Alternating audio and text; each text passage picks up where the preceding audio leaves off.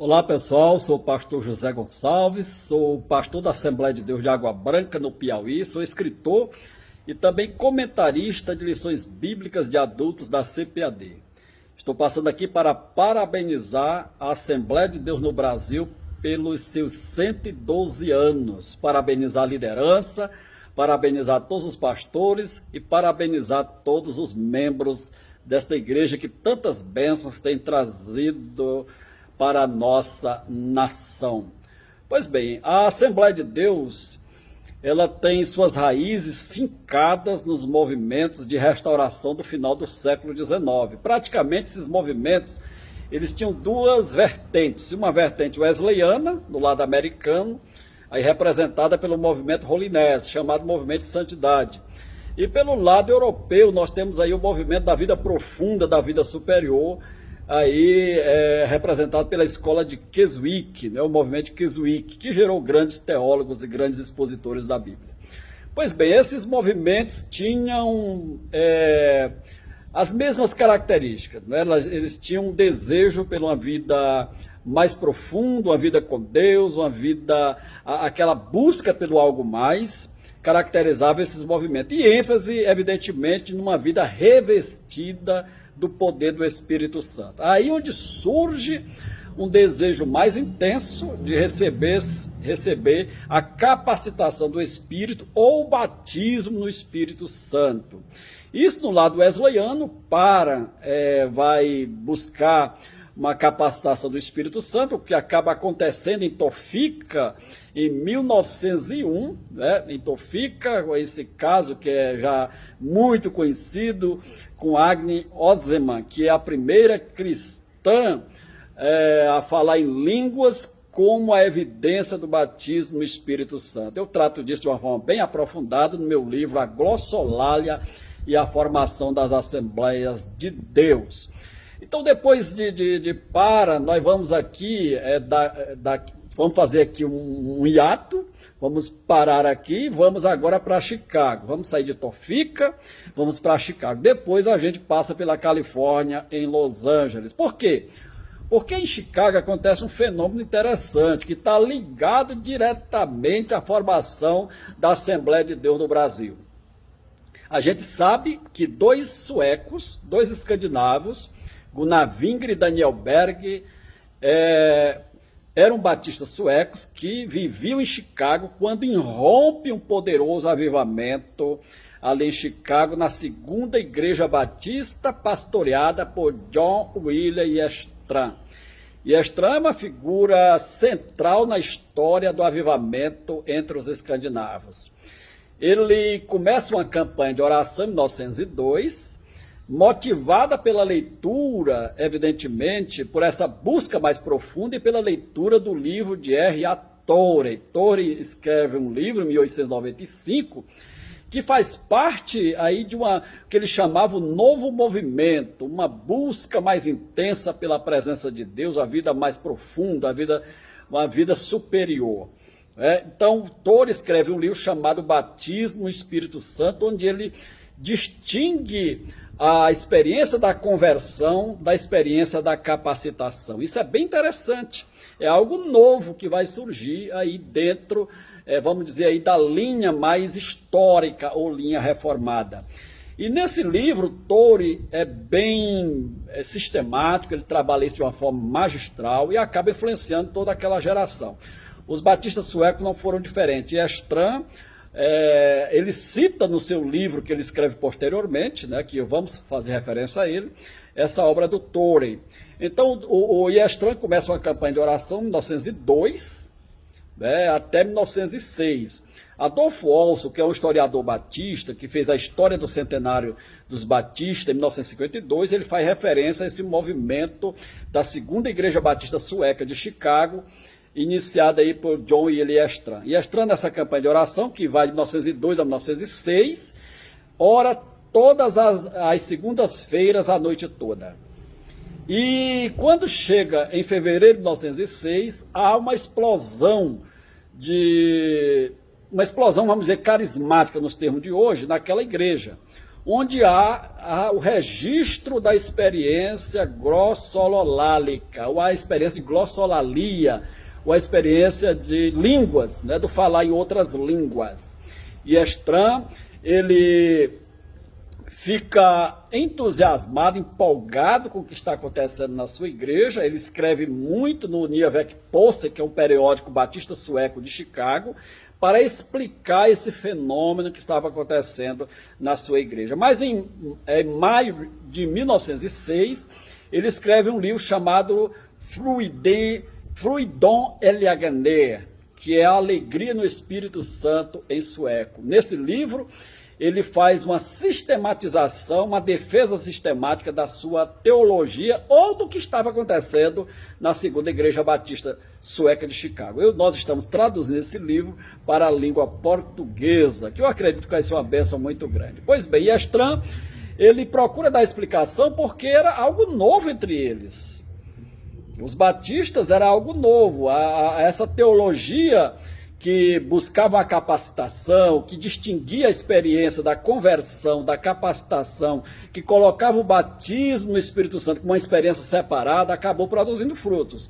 E ela acontece 2 meses antes de Azusa, por isso que eu falei que vamos deixar Azusa aqui como um hiato para depois a gente voltar para o discípulo dele, William Seymour, em Los Angeles. Exatamente o que nós vamos fazer. E Estran, ele tem uma influência muito grande ali em Chicago, e 3 anos depois, Gunnar Wingre, ele acaba recebendo a experiência pentecostal em 1909, ali entre os escandinavos. Ele diz que foi batizado no Espírito Santo numa igreja batista ali de Chicago. Então isso é bem interessante, porque nós vamos explicar esse contexto.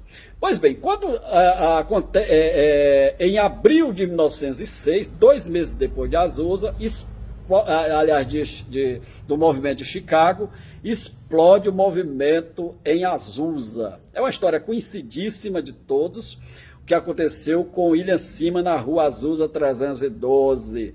É lá onde explode um dos maiores fenômenos de glossolalia, movimento de línguas ali nos Estados Unidos. Então, o que acontece? Em Chicago havia um pastor chamado William Howard Duran. Duran, ele tem origem entre os batistas, passa pouco tempo entre os batistas, mas ele mergulha no movimento wesleyano. Ele passa 9 anos pregando a doutrina wesleyana ali em Chicago mesmo. Ele muda para Chicago e funda a missão da Avenida Norte, né, e depois com mais outras filiais. E ele prega a mensagem da inteira santificação, juntamente com William Piper da Igreja da Pedra, né, e eles buscam também ter esse desejo da vida cheia do Espírito Santo. Mas o Duran tem notícias do avivamento de Azusa, e ele acaba recebendo a cortesia de algumas passagens de amigos seus que o enviam até Los Angeles, na Califórnia, onde ele vai conhecer o movimento que estava acontecendo entre os wesleyanos ali de Los Angeles, na Califórnia. Isso é interessante para a gente explicar, porque no meu livro eu trato essa questão da origem confessional do William Duran.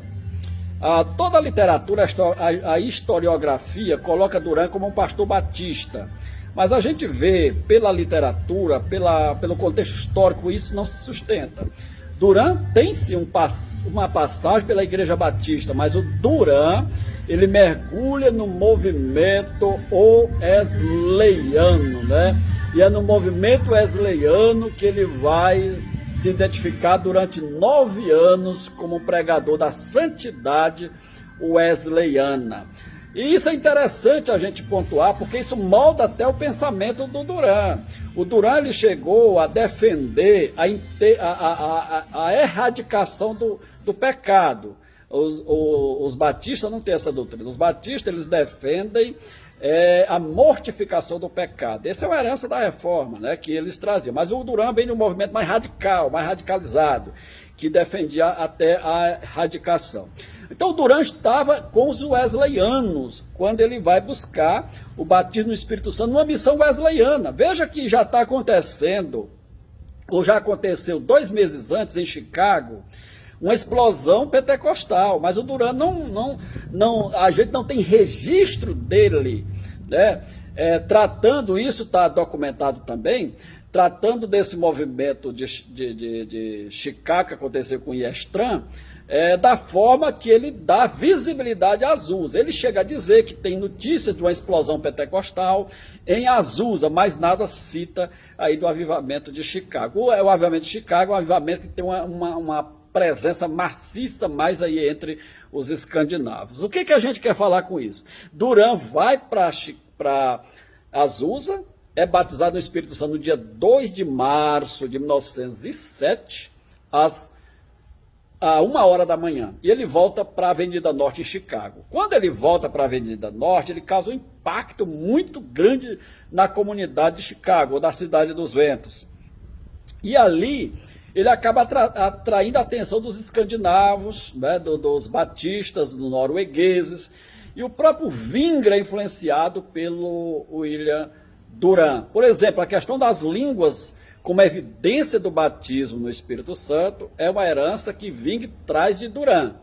Ele não traz isto dos seus conterrâneos escandinavos, que essa doutrina da evidência inicial, né, ela não é despertada, né, entre os escandinavos de Chicago. Ela acontece com Para, depois com William Simon e com o Duran, que traz essa doutrina para Chicago. E o Wingre se torna um frequentador, um amigo de Duran, inclusive é enviado para o Brasil pela missão da Avenida Norte de William Duran.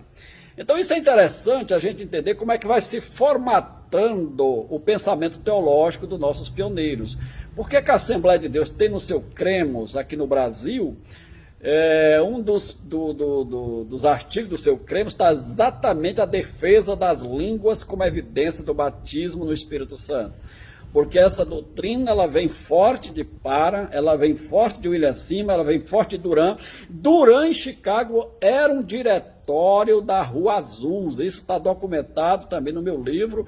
E Wingre, quando vem para o Brasil, ele funda a Missão Fé Apostólica no Brasil, que fazia parte desse diretório ali dos Estados Unidos de Chicago, com William Duran. Tá bom, pessoal?